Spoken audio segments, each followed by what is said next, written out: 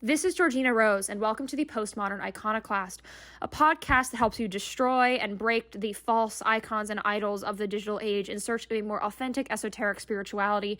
On this podcast, we discuss ideology, esoterica, and everything on the fringes of magic, mysticism, religion, and related topics.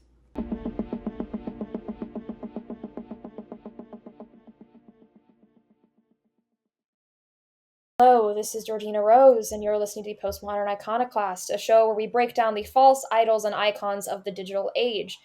In this episode, we're going to be talking about a topic that I feel like really fits with the sort of concept of the show and really flows with what I was talking about in the previous episode with my dear friend Schizotopia. And we're talking about postmodernism and polytheism and how the two of those relate, because I feel like it's a very strange thing that's been brought together. We're living in the postmodern age, and there's a resurgence of polytheism, which is just, it's an interesting thing. And so I wanted to have on someone who I've been aware of for quite some time. He wrote a book a while ago, and I remember I read the book before it came out, and I shared that I really liked it. Heliotroph, who talks extensively about this connection. Can you introduce yourself a little bit? Oh, hello, everyone. I'm Heliotroph. I suppose the best introduction. I mean, you gave a pretty good introduction. There's not much I can add. I think and write about sort of how polytheism and other sort of mystical things like astrology can be very useful and applicable in this world we find ourselves in, where there's sort of this issue of figuring out what's believable, what should be believed, and how beliefs manifest themselves and what effects they have. I think that sort of that kind of discourse about how beliefs manifest themselves tends to be dominated by materialist ideologies lately. You know, fascism, communism, capitalism, etc. I think that leaves a lot of room to be desired, and that there would be a lot of value that we can get out of sort of going back a little bit and investigating how the ancients dealt with a world that was similarly mysterious. I mean, it might be weird to call today's world mysterious, um, but I think in some important ways it kind of is, at least as far as how we experience it now that there's sort of this breakdown of consensus about reality and knowledge and all sorts of crazy things. Yeah, I think we live in actually a very bizarre, mysterious time. I almost sometimes feel like we're living in a strangely transitionatory period. It's an interesting one. And I think the first thing we got to touch on, which is sort of the big question, I think we're going to be talking about this for a while. What is postmodernism? Because this is the thing, every time the word postmodernism comes up, I feel like people come into that with this huge weight of preconception, because the thing is postmodernism has become this huge buzzword on the internet, right? And I feel like when people discuss it, they're like talking about postmodernism, but at a point they're kind of not talking about postmodernism. It's become one of these buzzwords. These buzzwords are everywhere, and I find when words become buzzwords they sort of lose their meaning. But then it's like defining postmodernism is a very difficult thing to do, and a sort of difficult one, because what postmodernism is sort of the lack of consensus. So trying to make a consensus about an ideology relating to the lack of consensus is a strange and challenging thing to do, but I think we can attempt it. Absolutely. Yeah. So I think where to start with defining postmodernism would be to say that it presents a particular view of human reason that is sort of a descendant, but also a rejection of the modernist view of human reason. The modernists like to believe that human reason was basically limitless. It could do anything. You could build machines and tinker with laws to the point that you just get an ideal world, basically. Um, that sort of falls apart when these modernist ideologies and all this wonderful modernist technology gets put to use in two world wars to destroy tens of millions of lives. And that's when sort of postmodern theory comes in and says, let's take a second look at this. That just happened. There might be something we need to reconsider about our way of thinking if this is a possible result of it. Yeah. And I think that it's, in a sense, postmodernism. It's a reaction to modernism. I think the modernist worldview is really never gonna last forever because I don't think anything can fully be limitless progress, limitless growth. I don't think that's possible. And so it was eventually going to be usurped by something. And I think what that has become is what postmodernism is. And I think postmodernism is kind of the default worldview in a lot of ways currently. And you see this a lot in the sort of pagan space in particular with this. I call it post truth. I did a podcast about it forever ago. We're struggling to discuss any sort of truth or consensus in any way. And the lack of consensus has sort of become its new consensus, meaning that in postmodernism, saying that there is no sort of singular meaning, it's created a singular meaning, is a sort of little irony that I've noticed. But yeah, I mean, I don't think modernism is going to last forever. And that's sort of resulted with where we are. And since the world wars, I mean, the world has been pretty chaotic. No matter your particular persuasions of ideology, I think we can all admit that it's been a sort of tumultuous period. Yeah, for sure. Um, to be a little more like specific about sort of what postmodernism asserts, I would say that one of its main like assertions is that it denies that people can be objective enough to create like a truly rational worldview or meta narrative, like the modernists like to think you could. Um, Postmodernists think that's not possible, and subsequently, it's very difficult, or it makes it very difficult to put forward a positive vision of how social action or development should be guided, what they should be guided towards.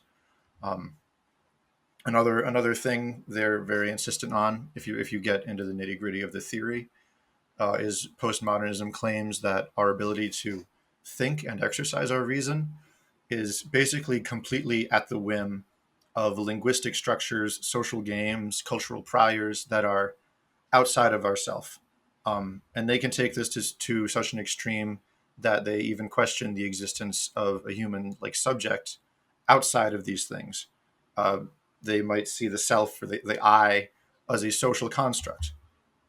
At the same time, though, because there's this skepticism towards meta narrative and social uniformity and just general definitiveness, uh, there's sort of this paradoxical insistence that the most reliable data we can gather about the world is just immediate personal experience, emotions, desires, etc. And I think a lot of problems come from this conversation or from this combination that we'll have to touch on later. But first, this is a great point to sort of talk about how I think there's a distinction and a connection between postmodernism as theory and postmodernity as a condition of life in society. Absolutely. Because our current social condition is a result of postmodernism, more or less.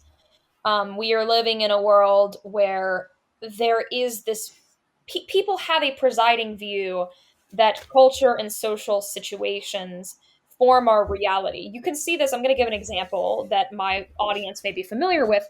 You'll notice there's been this discourse recently about ethics. So there's a common narrative that any spiritual action, including ones that would be considered baneful, are justified because different cultural practices have different views on these things.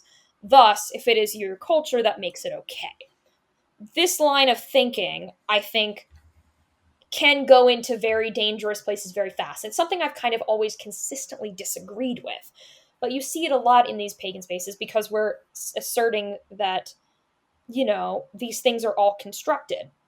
And I don't particularly know if they entirely are. And so, as spiritual people, it's very interesting because truly in the modernist age, there was this presiding thought in the Victorian occult revival, in particular, that occultism and mysticism, all this exists to discover the core truth. Right? Blavatsky, the theosophist, even made it her organization's motto: the highest form of religion is truth. And so, it's a big jump because we went from all these occult thinkers arguing essentially that the goal of all of this is to discover the objective truth, to discover exactly what's going on.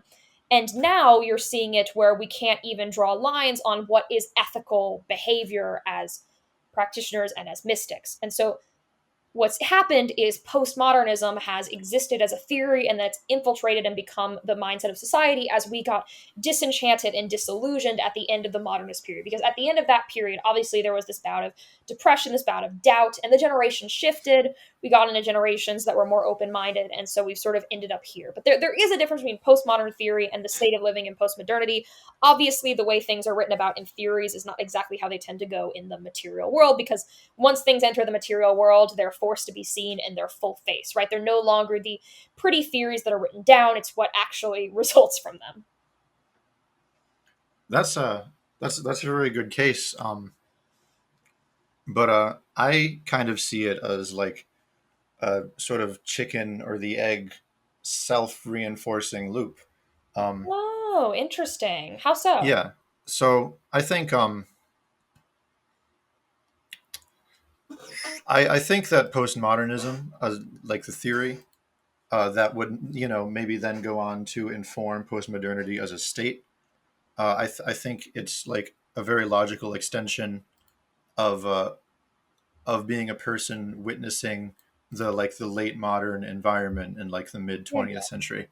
Um, Well, I guess that makes sense because they wouldn't have come up with those ideas without the circumstances being there. Because in a lot of ways, it makes sense why modernity and that modernist worldview fell apart after seeing all that, devastation. mhm.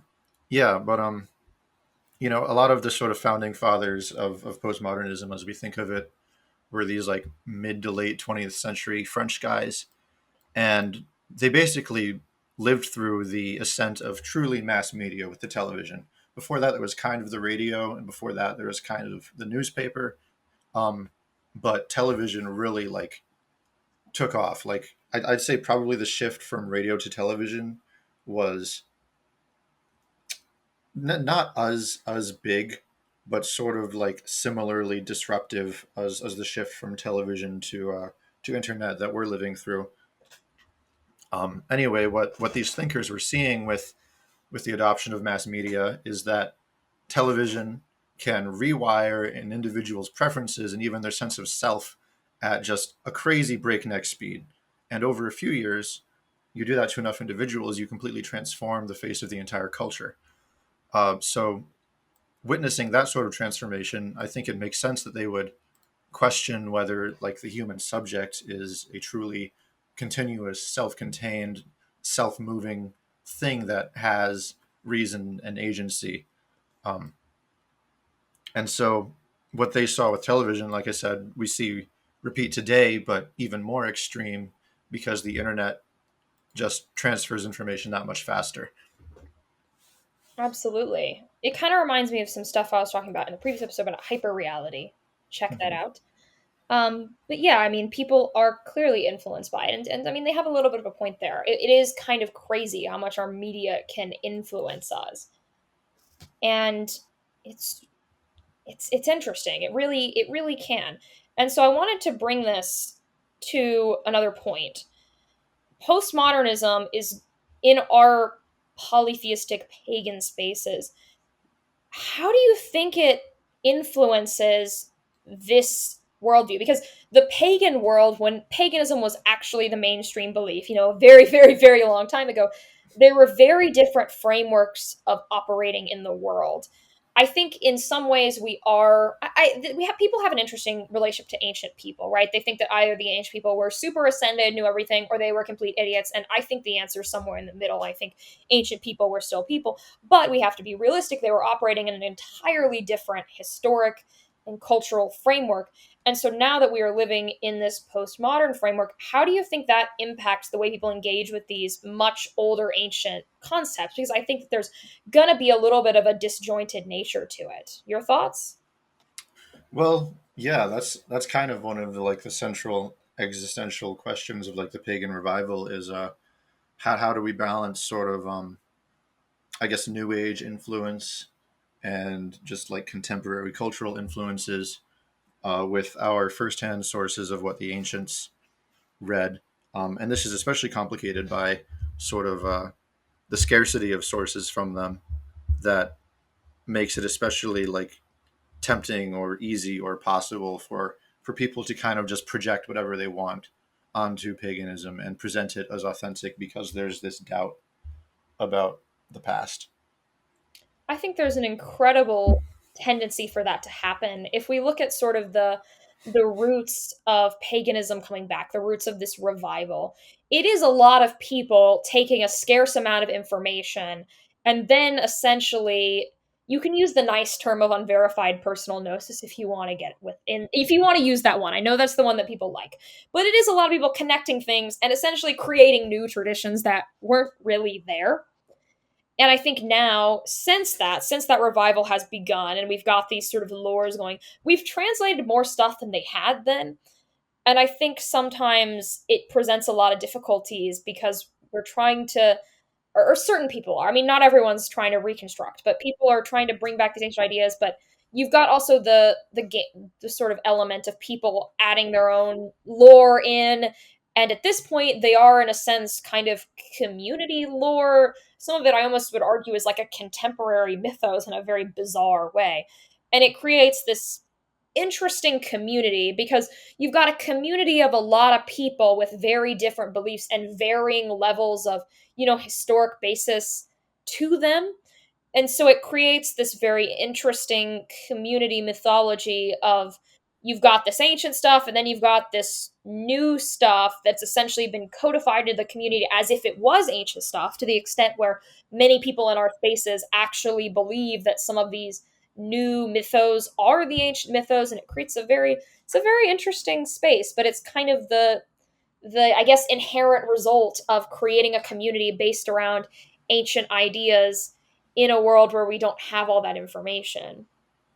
Yeah, it's also an interesting like question in itself of what modern people are seeing in the ancients that makes them want to sort of undertake this project. Um, and certainly, it's not all about it's absolutely not all about projecting your own things into it, even if that can have an outsized influence, um, or tends to. I think that tends to have a disproportionate influence because the people who do that can be particularly confident in their bullshitting, and just confidence on its own is pretty persuasive to people.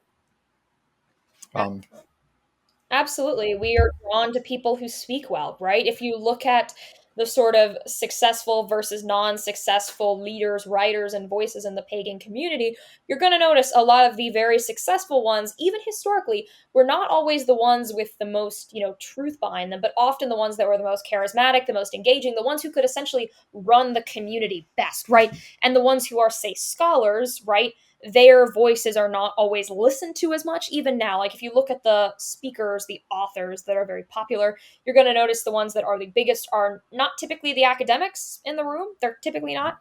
They're typically the people who have a lot of there's a charisma to them, and that's not always a bad thing. There are many people who are like that who have great things to bring to the conversation, but it creates a very interesting position for us. I think I have my own theory as to why polytheism is coming back now.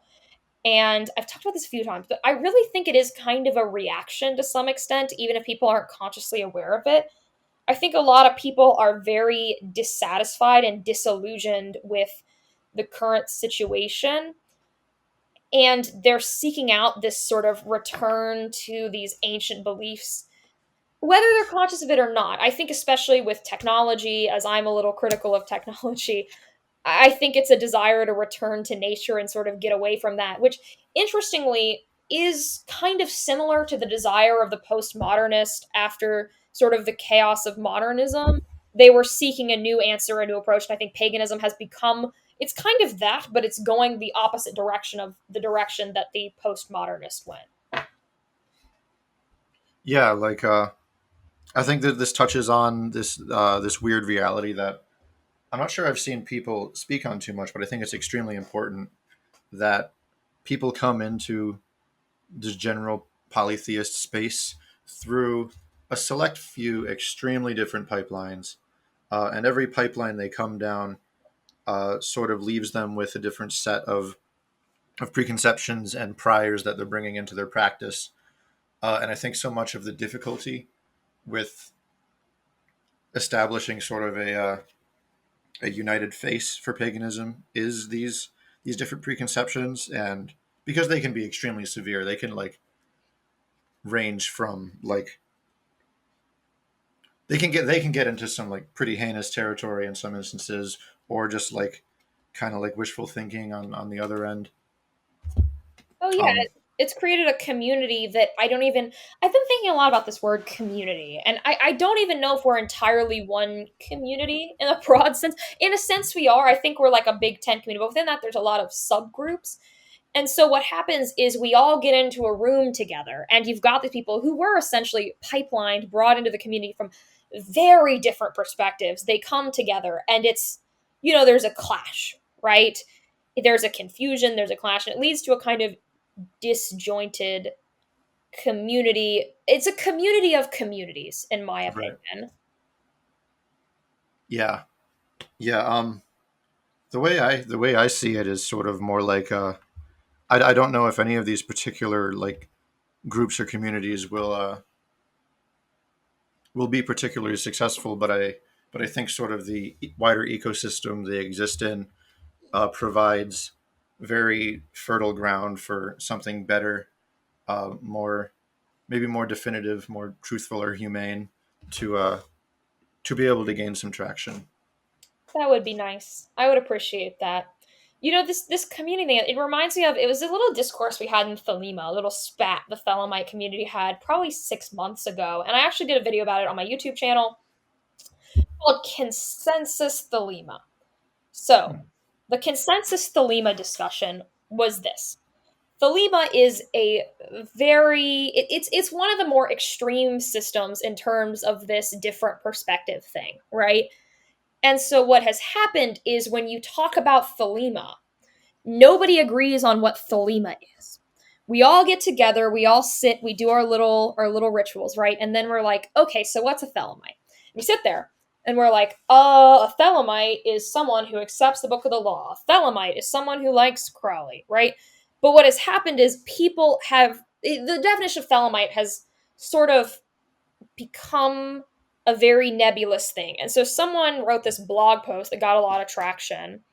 Intelikai is his name, called Consensus Thelema. And basically, he argued that thelemic consensus has come to be that there is no that a thelemite is, you can say whatever you want and you're a thelemite, and we can't really question that. And so it became this huge debate. And they're like, well, they're actually, and then of course, the point that they then made is there's actually a lot of canon of materials for thelema, right? Crowley wrote very specific philosophic doctrines. We have holy text, all this stuff. And I think our community is sort of like that, because even the word pagan and polytheist, we kind of sometimes, I mean, the religious academic community especially, they debate what that means. And so it's interesting and nebulous, and I think our community has suffered because of this, essentially. And it's a community of communities, and it's, I don't even know if you could call it a community. It's become a very interesting place. Hmm. Yeah, I don't think you can uh, establish consensus through discourse. I don't know if that's ever been a thing humans have been able to do. Um, I think I think consensus is generally established through organization, and discourse follows in the wake of that, or maybe discourse informs how the organization takes shape. Um, but if generally if you want a group of people to cooperate and agree, I think you have to give them an organizational structure to cooperate within that requires them to agree in order to cooperate, or maybe even the other way around. Who knows? Um, Probably. Another topic I wanted to sort of bring up and discuss is sort of vague, I guess existential one. And that would be, is the framework of polytheism and the existence of polytheism and the polytheistic worldview, the pagan worldview, right? Even compatible with a person who is existing in a postmodern mindset? Because I think we're seeing a lot of this where these people are very much postmodernist, and they're also pagan.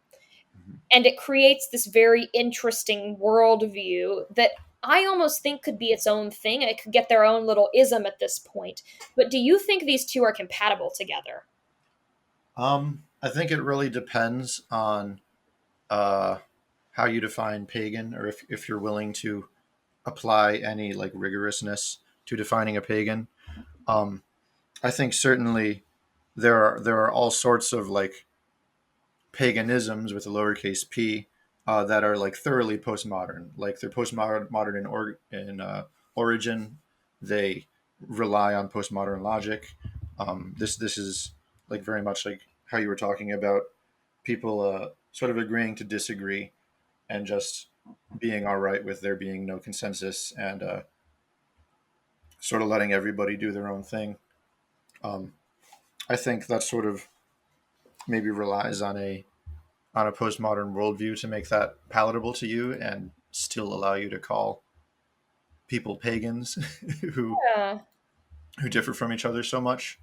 Um, but I would say to the extent that polytheism will improve people's lives uh, and give people structures to think and act in that make life better for them, make their environments more orderly for them, make their relationships richer.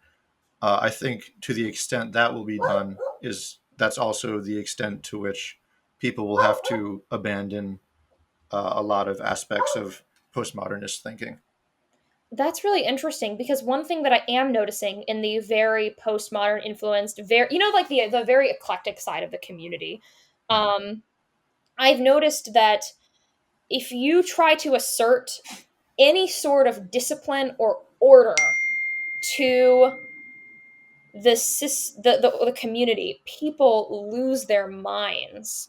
Mhm. I had this discussion forever ago about discipline, where I talked about the importance of discipline, why discipline matters, um, and how it's so critical if you want to get anywhere with your pagans, if you wanted to improve your life in any way. Which, when you get into any sort of religion, the goal should be to get closer to divinity, to discover truth, and to make your life better. Or at least I would hope it should be, right? When you get Mhm. into, say, Christianity, people get into that because it'll make their lives more orderly, more together. People get into paganism, no matter what sort of funnel they come in, whether it's through some political funnel, whether it's through self help, or anything like that, or if it's through philosophy, they're getting into it to make their lives better. But the second you assert any sort of order or structure or discipline, it becomes chaotic. And it sometimes makes me wonder if people are sort of using it as some sort of weird aesthetic-y crutch and they don't want to do any of the actual work. And it's been a continuous thing that has sort of bothered me. And we were talking before we started recording about postmodernism, about how people are kind of using it in very unhealthy ways. And I think, in a weird way, while postmodernism began in a sort of reaction to the evils of humanity in order to make a better humanity, it can be used as a crutch to never do any sort of self improvement, which I think is not good. Yeah, definitely. And I think this isn't even unique to religion discourse. I think probably people who are trying to herd cats in political spheres or in any sort of organizational manner run into a similar issue. Probably, I think even just in academia, there's a similar issue. Uh, but I think sort of what this gets down to is that without solid social foundations in an objective reality that we can agree is objective and real, we've sort of stumbled into this world where the internet, especially, is the battleground of this arms race between different meta narratives to colonize and possess people, to influence their subjective realities. Right? If we can't share a an objective reality, then we have to deploy these elaborate thought systems to sort of bring ourselves into a consensus subjective reality. Um, and I think in the course of this arms race, there's some really pathological stuff that comes to the forefront because these meta narratives that are competing with each other aren't being evolutionarily selected for health and happiness of the people who believe them. They're being selected for their ability to go viral or their ability to totally possess specific personality types and create fanatics out of them. I think a lot of problems, uh, just like in society and specifically in discourse, come down to that dynamic, especially regarding mental illness, because now people have gotten really good at totally avoiding addressing certain personal issues by displacing them onto ideologies or retreating into ideologies that excuse and enable these issues. Oh yeah. I, yeah, I think these ideologies of excuse and enablement are especially evolutionarily powerful and successful right now, because there is an inherently low barrier to entry and they target the fundamental need for validation. So when you take people and you tell them, okay, if you want to get something out of something, you need to put discipline into it, you're you're threatening their source of validation because they're used to getting it from something that places so few demands on them. Um, and I think this dynamic uh, makes these ideologies super tough targets because it makes you look cruel for criticizing them, even though they're so obviously taking advantage of hurt, damaged people, keeping them stagnant and damaged and unhappy.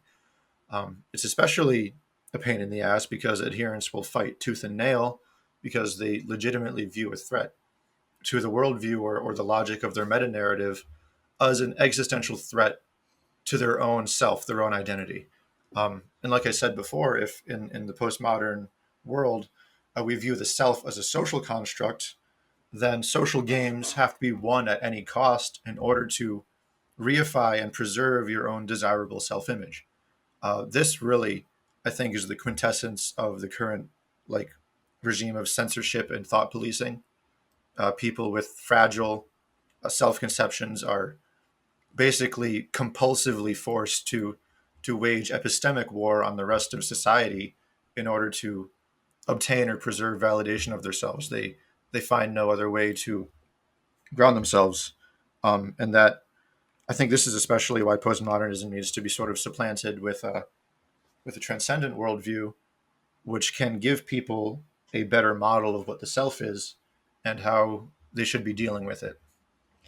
Interesting. I see that all of that, what you were describing, I was like in my head, I'm like, I can think of an example here, an example here, an example here. It was very true. It's interesting. People get into paganism. And paganism, in a sense, can almost be this crutch if you interpret it a certain way, right? Like I've seen people be like, oh, well, my life's getting hard right now, not because I'm not taking care of myself, but because it's the ordeal I'm going through, or I've been hexed, when they've clearly not been hexed. That's clearly not true. And it becomes that. And I see it with people being like, oh, I can stay in this pattern because, the synchronicities are going this way. But one thing you hit on towards the end that I found incredibly interesting, because I think all of that is very profound, is the transcendence. I find that interesting. What do you think the sort of transcendent worldview that could supplant this would be? And do you think it would be better for our community? Because from even the sound of the word, it feels a bit more appealing. Like it is interesting for me to see some like sort of branches of online polytheism that like still try to I suppose cling to sort of a materialist idea of what a person is. This is especially true, I think, sort of on the right side of things, where you get like, which basically construct these big towers of cope and fake religiosity to convey a message that basically boils down to gods represent your ancestors, and it's all about the DNA. I did write a Substack about this recently, where I sort of talk about the problems with that. Um, What's interesting is you see that on both the left and the right, though. So the most obvious one is, those sort of right wing pagans who are very fixated on, my ancestors and all that. But you see it on the left too, in like a weird way, especially in the like this kind of witch talky crowd. I know they're kind of a lot, but they really fixate on that, and there's this obsession with purism, and they have this belief that you need to, as a pagan, only follow exactly what your ancestors did. You can only venerate the gods of your ancestors, and it's very weird. They're kind of doing the same thing. as the Mhm. guys on the other side of the aisle, just in a different way. They're using different Right. logical rhetoric to get there, but they're reaching the same point. And what's interesting about both of these groups is they kind of both seem slightly atheistic at times, because they're making these very materialist claims about what you should be doing spiritually. And on both sides, like, they're like, oh, I revere this spirit, but there's like this weird, it almost feels secular in a very bizarre way. Mhm. It's like revering the culture as a deity in a sense. And you see it with both these right and left wing people on Right. the fringes of both sides, so on the sort of extremes on both. Hmm. Yeah. This like there is definitely like an undercurrent. I think especially with new people, who would like they. I think it comes down to sort of a double baggage of Christianity, or at least sort of negative cultural stereotypes about Christianity, and also um, sort of like the scientific quote worldview, which isn't necessarily about the scientific method. It's more about uh, reifying sort of a skeptical or empiricist epistemology that can't actually prove itself. But that's a tangent, and people have talked more coherently about that other places. People, I think, are hesitant to to practice paganism as a devotional religion because of sort of just residual stigma, either against like supernaturalness, uh, if you're coming from the scientific point of view, or against like seeming Christian because, oh, the Christians believe in something transcendent and the Christians are yucky, so I can't do that. Wanna I think that's I think neither of those sort of positions hold up to scrutiny. But of course, it's not scrutiny that lets them perpetuate themselves. It's just sort of attitudes that people come down the pipelines with.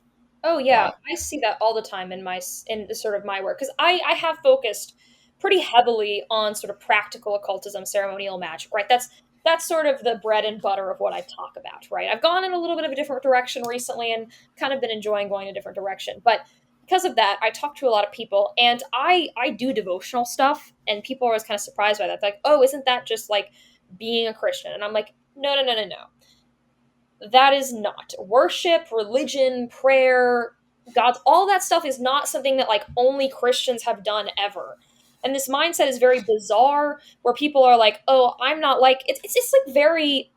Sometimes it's honestly kind of childish, because it reminds me of like, "Oh, I don't want to be like you, mom," and it's very weird. They're like, "I don't want to recreate Christianity," and I try to explain to people again and again. I'm like, "No, you're working with different spirits. They're not the same thing."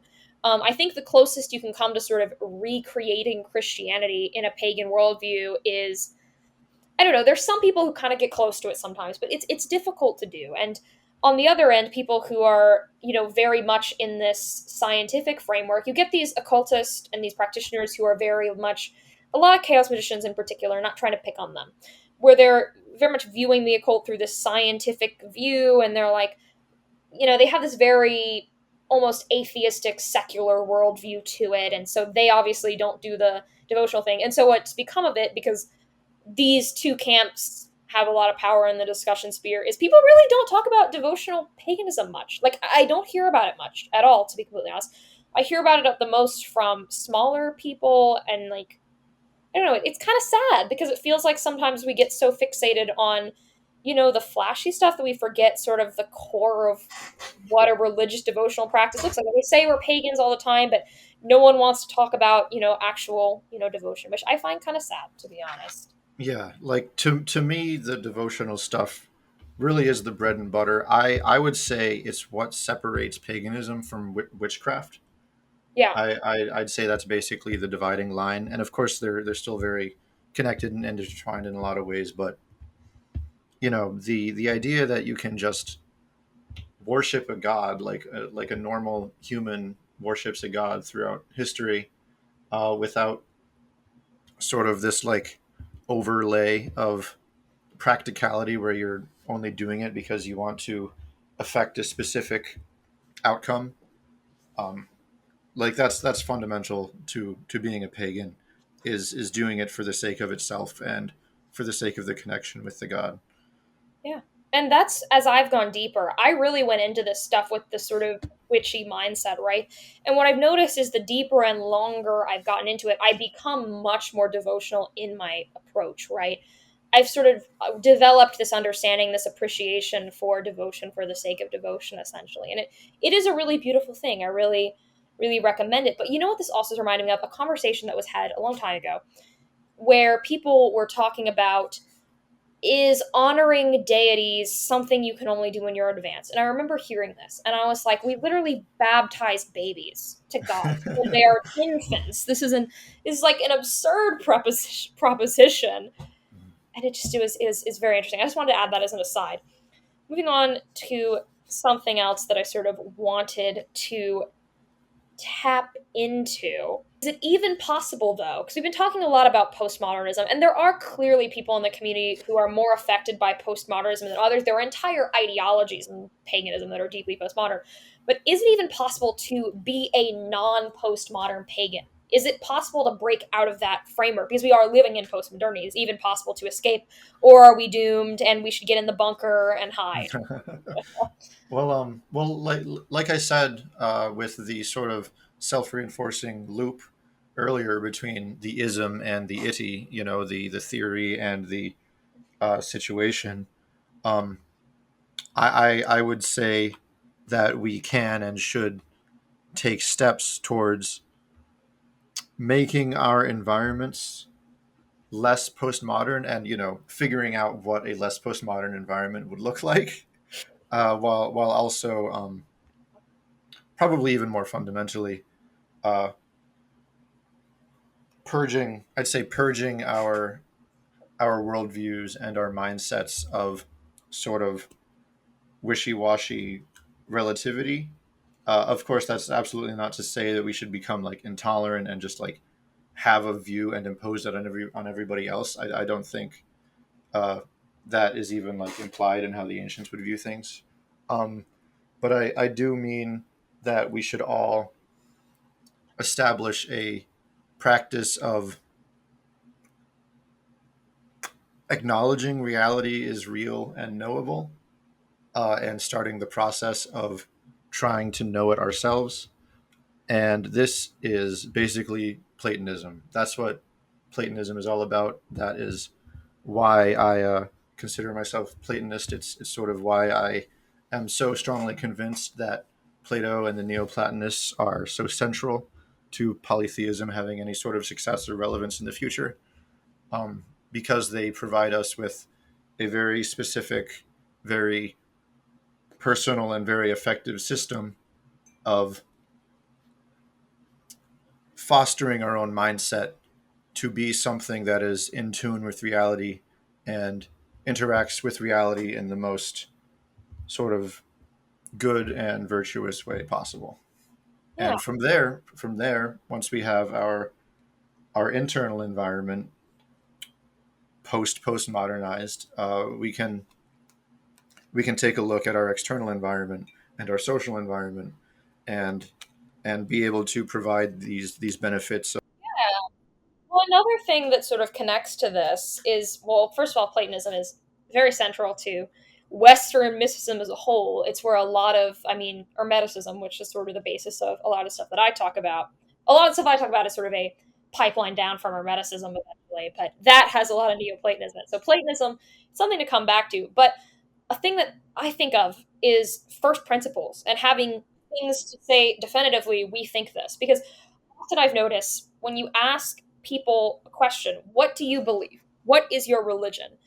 It's hard to sometimes answer that super quickly. I feel like with a level of postmodernism, our new ideology just dropped. You have an answer to that question that's kind of quick. Because obviously there's going to be, even if we establish this, because it's not black or white, right? We don't need to be some crazy orthodox intolerant community. or we have no agreement on anything, right? There's a place in the middle, because what happens is we could create a community where we have principles, we have, a list of, say, values that we agree on, some level of definitude to what we do.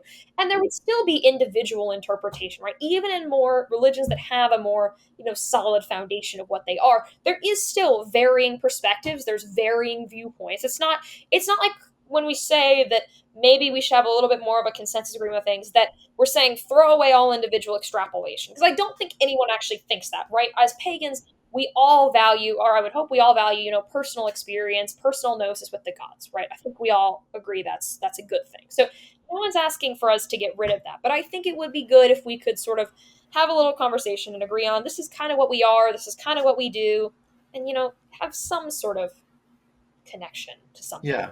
So to finish, just to cap off my little rant, I would say once we each obtain individually this certainty and this sense of definite values, we will be able to produce environments that reflect these values and encourage the practice of these values and of their conclusions. And sort of having a environment that reflects values and incentivizes virtue, that is how you turn religion and sort of right action and virtue from a thing that is sort of sequestered in a few mystics to something that benefits an entire population, that a wide variety of people with a wide variety of abilities can get benefit from. Yeah, because I think sometimes we forget about that. Virtues and values are not discussed in enough, in my opinion. I think what happens is people, we get fixated on the flashy stuff, the fun stuff, which is understandable. I talk about that stuff a lot. It's pretty great. But Yeah.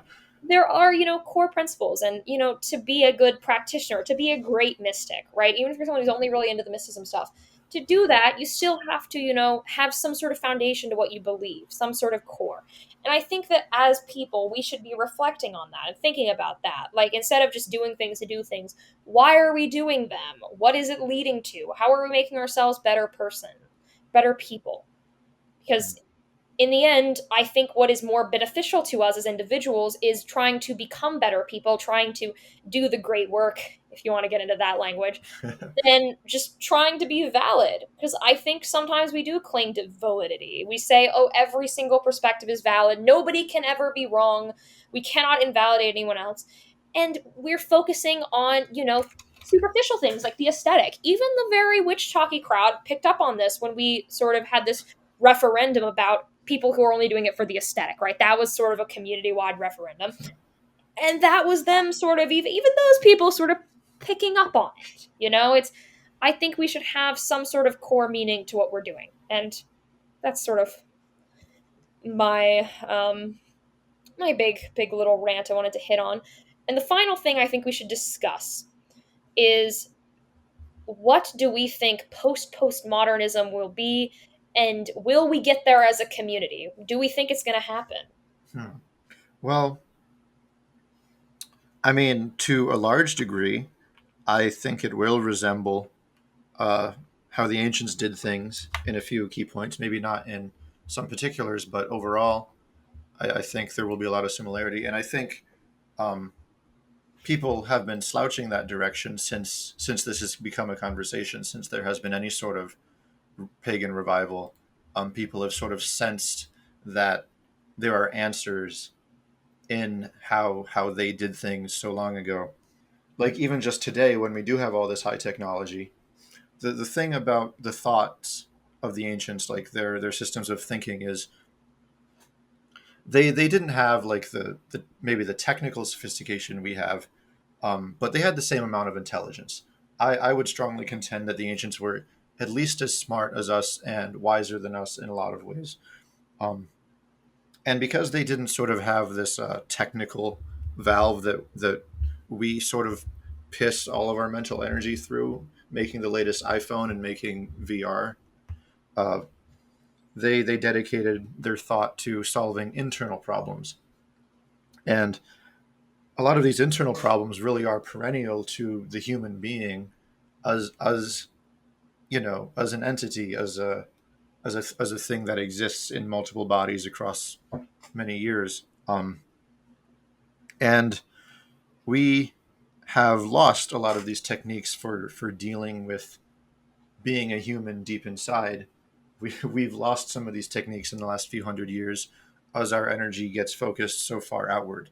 Um, so I think there's a lot of value to the ancients' work and teaching, no matter how advanced technology could possibly get, because there are just things that are constant about being a human, having a mind, having a soul, having a body, and there's no amount of technology that could change those things so much to the point that we can't get some value out of people of the past. Absolutely. I mean, no matter what happens technologically, we're still human beings. The same gripes, the same struggles. And what we're doing now is I think sometimes we do redirect our internal pain onto external things. I think it's extremely common culturally.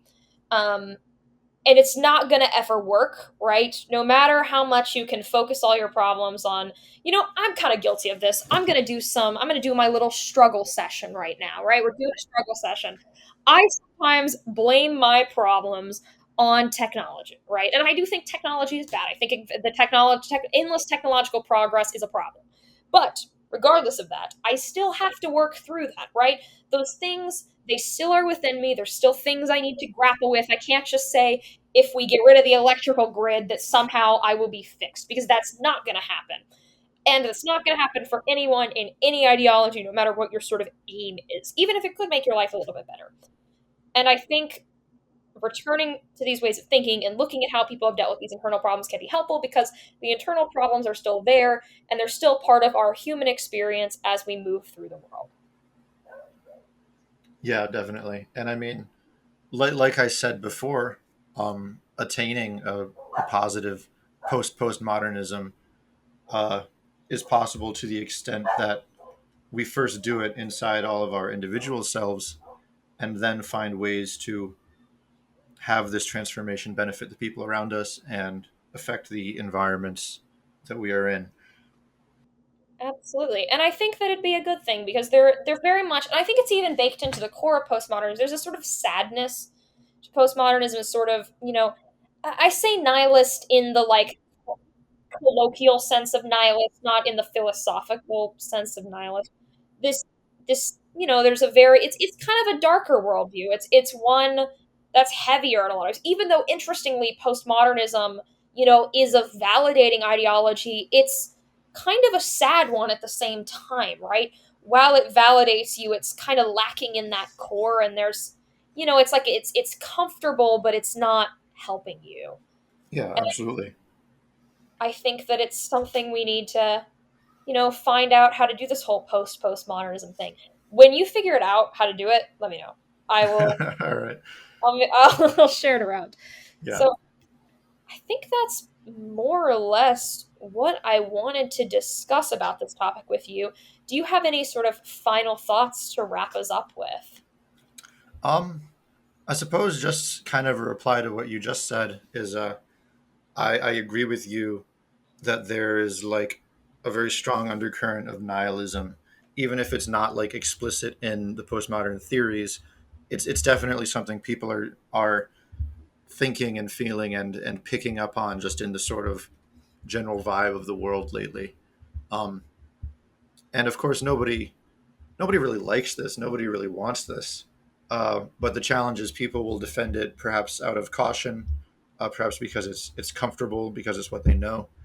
But there is still, I think, tremendous demand for positive change, um, and we should not underestimate how effective it can be to pull at that, to poke at that pain point, to apply some leverage right there, and say, hey, people in the past did have a positive image of what the world is that allowed them to live fulfilling lives. You know, I mean, the Platonists literally say the world is fundamentally good. It can't not be good. If if we can successfully present this thing that is kind of already complete, that is already written down by our predecessors, if we can package that for people today and show them how it relates to their pain points, uh, I think that basically makes all of this very possible and very plausible, and maybe not even that far off. I think that's kind of a bit of an optimistic ending for once. I finally ended something with a bit of optimism. It's an accomplishment for this podcast. Um, I think that there is, there is a way out, and regardless how bad the world gets or how rough things may feel, we still have control over our minds, and we still can seek refuge in the divine and in the gods. And that alone has a lot of power to it. Even when people are going through, the darkest and heaviest challenges in the world, even in those places, even in the, as many mystics like to say, the dark night of the soul, there's always divinity there. There's always the Godhead there somewhere, and that can sort of be our refuge in this dark, chaotic world. Because the one thing I will say the postmodernists are correct about is that we do live in uncertain times, and modernism did in a lot of ways kind of fail us. And I Hmm. think the impulse towards postmodernism is understandable, and one I think, I mean, I know I felt it at various points. It's appealing. It is an appealing thing. But I think collectively we can break past it. And as I named the show, actually, name of the show is a takedown of postmodernism. Some people thought it was an endorsement of postmodernism. I was trying to be like breaking the icons of postmodernity. Not everyone got that. That is what it means, by the way. But I think postmodernism might be a thing. And even if it doesn't become a thing for the whole community, right? We can't fix everything as individuals. Sometimes we just kind of have to be okay with as things are. We can at least make our own lives better, and Yeah. that's worth something in and of itself. So that that's our show. Heliotroph, where can people find you? Where do you lurk? Where's your corner of the internet? Yeah, you can find me on Twitter. That's where I'm most active. Twitter.com/heliotrophy with a Y at the end. I also post to Substack some long form essays, which is heliotroph.substack.com. And finally, I do have a book on Amazon. It's called Hymns for the Gods from Olympus to Asgard. It's basically a prayer book where I provide hymns and topical prayers to a pretty extensive list of deities from the Germanic, Norse, and like Hellenic Roman pantheons, because those are the ones I'm most familiar with. Uh, Hopefully, you guys check it out and enjoy it. It is definitely pretty relevant to our conversation today. And yeah, that's all. Thank you very much for having me. Of course. And if you want to find me, I am Georgina Rose. I am Dot Darling DAAT. I'm on all the platforms. I'm on YouTube. I do this podcast on a variety of places: Instagram, Twitter, TikTok. I have a Substack. I've actually never posted on it. I have a post I'm planning on making, but I haven't done it yet. I have a Twitch, so I'm a bit inactive there, and I'm also on Telegram. And this podcast is a Patreon, which, if you support it, you enable me to keep talking, which I appreciate because I will never shut up. And I have a variety of things on there. You can get extra shows. I do the pre show, which is like a little, basically just me sort of rambling about things. And if you're a high enough tier, you get your name read as well as video versions. And for reference, you can opt out of your name being read if you want to be a little bit more anonymous. I know a lot of people like the anonymous thing, but these are the people who have agreed to let me read their names. So thank you so much to Emerson, James, Emil, MK, Neva, A Sociology of Tarot, Lilith, Marcelo, Jonah, Nauseated, and Lee. Thank you for your continued support of the show. We really appreciate it. And thank you for listening on this lovely evening. And this has been your host, Georgina Rose. And I hope you have a lovely night, day, mid afternoon, mid morning, whatever time it is, wherever you are.